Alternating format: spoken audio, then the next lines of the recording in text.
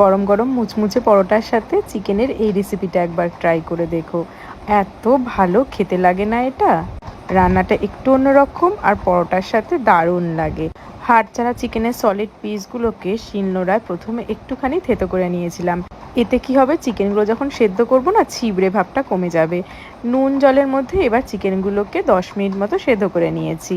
এদিকে কড়াইয়ে সাদা তেলের মধ্যে কিছুটা বাটার দিয়ে তার সাথে দিয়েছি আদা রসুন কুচি, সেটা ভেজে নিয়ে দিয়েছি পেঁয়াজ কুচি দিয়ে সেটাও কিছুক্ষণ ভেজে নিয়েছিলাম। এদিকে 2 চামচ মতো টক দই, তার সাথে ফ্রেশ ক্রিম, কিছুটা চিলি ফ্লেক্স, কিছুটা অরিগ্যানো আর কিছুটা গরম মশলা গুঁড়ো দিয়ে একটা সস বানিয়ে নিয়েছি।